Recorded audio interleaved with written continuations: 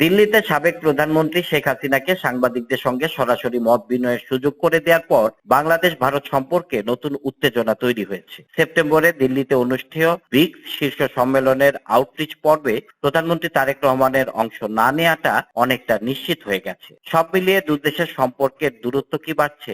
এক্ষেত্রে দায় কার বেশি? সম্পর্ক উন্নয়নে কোন পক্ষ থেকে বলিষ্ঠ ভূমিকা রাখা প্রয়োজন? এসব বিষয়ে টিবিএস পডকাস্টে কথা বলতে যোগ দিয়েছেন সাবেক রাষ্ট্রদূত ও আন্তর্জাতিক সম্পর্ক বিশ্লেষক এম হুমায়ুন কবির। জনাব হুমায়ুন কবির, আপনাকে স্বাগত জানাচ্ছি। আপনাকে ধন্যবাদ। আপনি রিসেন্টলি দেখেছেন ভারত বাংলাদেশের মধ্যে একটি উত্তেজনা চলছে, বিশেষ করে সাবেক প্রধানমন্ত্রীর ওই যে সংবাদ সম্মেলনের পর থেকে বাংলাদেশের পক্ষ থেকে একটি কড়া ভাষায় বিবৃতি দেয়া হয় পররাষ্ট্র মন্ত্রণালয় থেকে। তারপরে আবার আমরা যতটুকু জানতে পেরেছি যে ভারতের প্রধানমন্ত্রী বাংলাদেশের প্রধানমন্ত্রীকে ব্রিক্স সম্মেলনে যোগদানের জন্য যে আমন্ত্রণ জানিয়েছিলেন, সেখানে হয়তো বাংলাদেশের প্রধানমন্ত্রী যাচ্ছেন না। সব মিলিয়ে সম্পর্ক কি আরো জটিলের দিকে যাচ্ছে? দূরত্ব কি আরো বাড়ছে? আপনার কি মনে হয়? একটা ঝাঁকুনি তো খেয়েছে।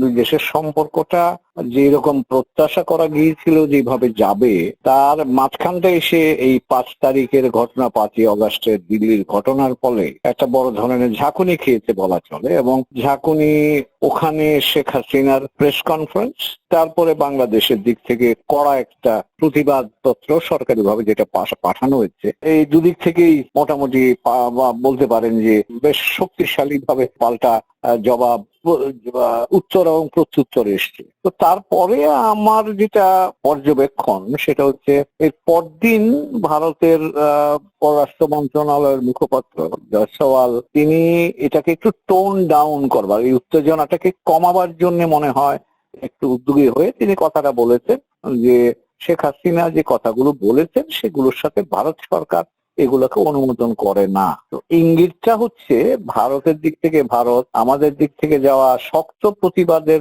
পাল্টা কোনো কিছু না করে তারা ভাষাটাকে পরিবর্তন করে সম্পর্কটা যেন আর নিচের দিকে না যায় সেই ব্যবস্থাটা বা সেই অবস্থানটা নিয়ে। তো সেটা আমি দুদিন আগের কথা বলছি।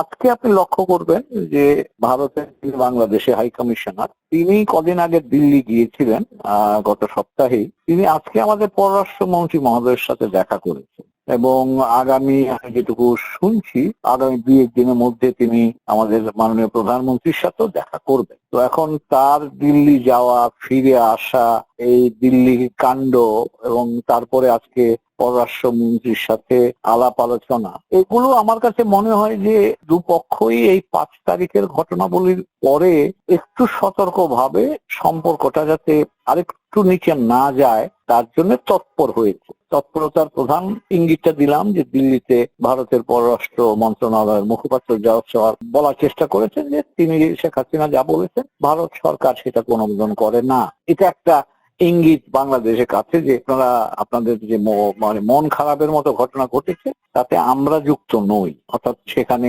ভারত সরকার এবং তারিখের প্রেস কনফারেন্সটাকে আলাদা করে তারা সরিয়ে দেওয়ার চেষ্টা করে। তো সেটা একটা উদ্যোগ। এখানে বাংলাদেশ সেটা কেমন ভাবে নিয়েছে সেটা তো আমরা জানি, আমাদের এখনো এক ধরনের ক্ষোভ আছে।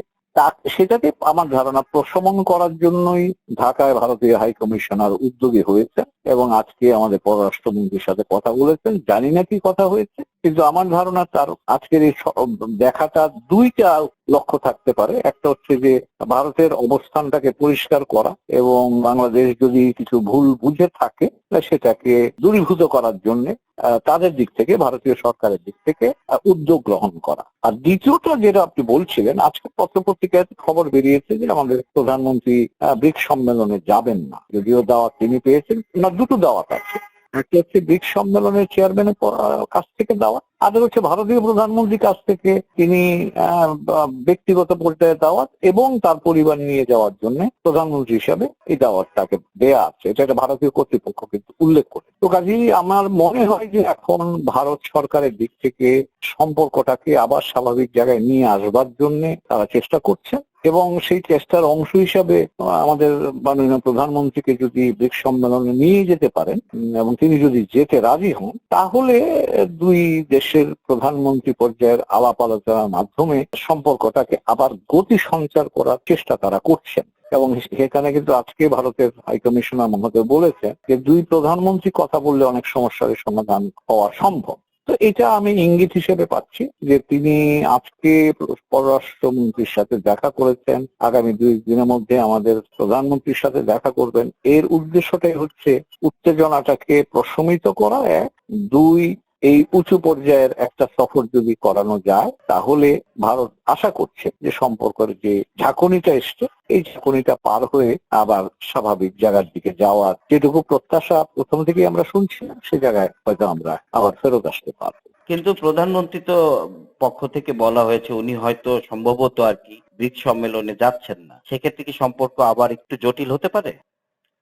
না, আমি সেটা মনে করছি না। তার কারণ হলো যে ব্রিক্স সম্মেলনে যাওয়া না যাওয়া তো এটা তো এখন দাওয়াত দেওয়া হয়েছে, আমন্ত্রণ পত্র এসছে, এখন যাবেন কিনা সেটা আমাদের সিদ্ধান্ত, আমাদের প্রধানমন্ত্রীর সিদ্ধান্ত। কিন্তু এটা তার অর্থ এই নয় যে উনি না গেলে সম্পর্কটা খারাপ হয়ে যাবে, কারণ সম্পর্কটা যাতে খারাপ না হয় তার জন্য ইতিমধ্যে নিচে মাচা লাগানো হয়েছে, এটা বলছিলাম তাদের দিক থেকে, এবং এখানেও উদ্যোগ আমরা লক্ষ্য করছি। তো সেটা হবে না হয়তো, কিন্তু আমি এটাও উড়িয়ে দিতে চাই না যে ভারত আমাদের প্রধানমন্ত্রী দিল্লি সফর করেন, এটা তারা চাইছেন, এবং সেটা এই ব্রিক্স সম্মেলনে না হলেও তার কাছাকাছি সময়তেও তিনি ভারতে যান, এটা হয়তো তারা প্রত্যাশা করছে। 2024-এর 5 আগস্টের পর থেকে আমরা দেখছি যে ভারত বাংলাদেশের সম্পর্কে একটা অবনতি, এবং এটা আমরা দেখছি যে প্রায়শই আসলে মানে ওই পক্ষ থেকে মানে ভারতের পক্ষ থেকে আসলে অনেক বিষয়গুলো আসছে। তো বাংলাদেশের পক্ষ থেকে আপনি আমি যদি বলি 2-2.5 বছরে আপনি ভারতীয় পক্ষ থেকে উদ্যোগটা এই সম্পর্কের উন্নতি ঘটানোর জন্য কতটা দেখেন? আমি একটু যদি টাইমলাইন ধরি তাহলে নির্বাচনের আগে এবং নির্বাচনের পরে এই দুটো ভাবে যদি আমি ব্যাখ্যা করি তাহলে নির্বাচনের আগে সম্পর্কটা টান টান উত্তেজনার মধ্যে ছিল, সেটা আমরা সকলেই জানি, আমি আর ব্যাখ্যা করছি না। কিন্তু নির্বাচন হওয়ার পরে এবং তার খানিক দিন আগে থেকে বেগম জিয়ার জানাজার সময় থেকে শুরু করে উদ্যোগগুলি দেখছি আমরা, সেই উদ্যোগগুলো ইঙ্গিত করে যে ভারত নতুন সরকার, কোন বিএনপি সরকার ক্ষমতায় আসবার পরে তাদের মধ্যে এইটুকু প্রত্যাশা তৈরি হয়েছে যে বাংলাদেশ বর্তমান সরকারের সাথে তারা কাজ করতে পারবে, এবং এই কাজ করার জায়গাটাতেও আমার মনে হয় একটু চ্যালেঞ্জ আছে। সেই চ্যালেঞ্জটা হচ্ছে যে ভারতের প্রত্যাশাটা হচ্ছে যে তারা যেখানে 24-এ গিয়ে বাংলাদেশ সম্পর্ক খানিকটা থমকে গিয়েছিল তারা আবার সেখান থেকে শুরু করতে চাচ্ছেন, এটা তাদের প্রত্যাশার মধ্যে থাকতে পারে এবং থাকাটা খুব অস্বাভাবিক নয় তাদের দৃষ্টিভঙ্গি থেকে। কিন্তু আমার মনে হচ্ছে যে বাংলাদেশের দিক থেকে আমাদের দৃষ্টিভঙ্গিটা একটু ভিন্ন। আমরাও সেই থমকে যাওয়া জায়গা থেকে আবার শুরু করতে চাই, কিন্তু শুরু করতে চাইলেও এই শুরু করবার এখন যে মডালিটি বা পদ্ধতিটা হবে সেই পদ্ধতিটা একটু ভিন্ন আমরা আশা করছি। যেমন আমরা এখন অনেক বেশি ইকুয়ালিটি বা ডিগনিফাইড রিলেশনশিপ প্রত্যাশা করি, আমরা তাদের কাছ থেকে আরেকটু বাড়তি সম্মান, যেটা স্বাধীন রাষ্ট্র হিসাবে যেটা আমরা প্রত্যাশা করি সেটা আমরা চাই। আমরা সমতা ভিত্তিক সম্পর্ক করতে চাই এবং আমরা পারস্পরিক শ্রদ্ধা, পরস্পরের স্বার্থের প্রতি নজর বা ইতিবাচক দৃষ্টিভঙ্গি এবং নো হার্ম, কেউ কার ক্ষতি করব না, এইরকম একটা ভিত্তির উপর দাঁড়িয়ে আমরা সামনের দিকে এগিয়ে যেতে চাই। সেটাই তো স্বাভাবিক, আসলে সেটা আমাদের দিক থেকে স্বাভাবিক আমরা বলছি, কিন্তু সেটা ভারতের দিক থেকে তো এটা স্বাভাবিক ভাবতে হবে। তো কাজে সেই জায়গাটাতেই আমার ধারণা 2 দিকের মধ্যে এখনো পর্যন্ত একটু বোঝাপড়ার ঘাটতি আছে।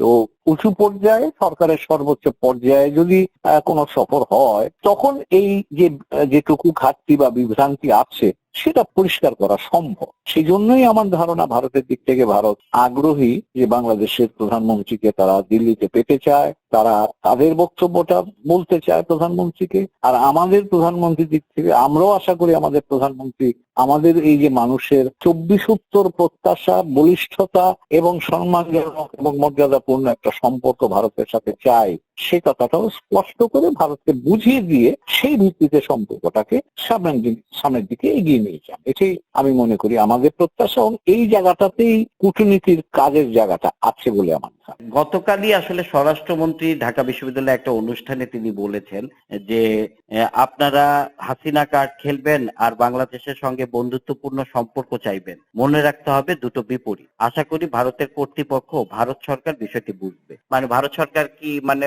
উনি যেটি বলতে চাচ্ছেন, ভারত যেটি মুখে বলছে সেটি কি আসলে কাজে প্রমাণ করছে না, সেটা কি অনেকটা এখানে না, স্বরাষ্ট্রমন্ত্রী মহোদয় যেটা বলেছেন সেটা তো তিনি এখানকার মানুষের মনের কথাটাই বলেছেন, কিন্তু একটা জিনিস আমাদের মনে রাখতে হবে যে আমরা বাইরে প্রকাশ্যে যাই বলি এবং নেতৃবৃন্দ পর্যায়ে যে আলোচনা হয়ে যে সিদ্ধান্ত হয়, দুই চার কাঠামো এবং দুই চার কার্য পদ্ধতি ভিন্ন।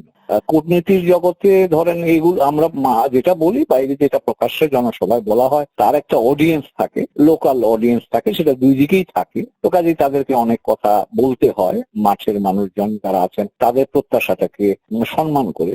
এবং কূটনীতির জগতে ধরেন দুই নেতৃবৃন্দ যখন দ্বিপাক্ষিক আলোচনা করেন তখন সে আলোচনার কাঠামোটা বা ধরনটা একটু ভিন্ন হয়ে থাকে এবং শেষ পর্যন্ত আপনি ফলাফলের ভিত্তিতে যদি ধরেন তাহলে ওই নেতৃবৃন্দ যখন যেটা সিদ্ধান্ত নেন সেটাই কিন্তু আসলে দুই দেশের সম্পর্কের গতি বলেন, বিস্তৃতি বলেন, গভীরতা বলেন, সবগুলোকে নির্ণয় করে।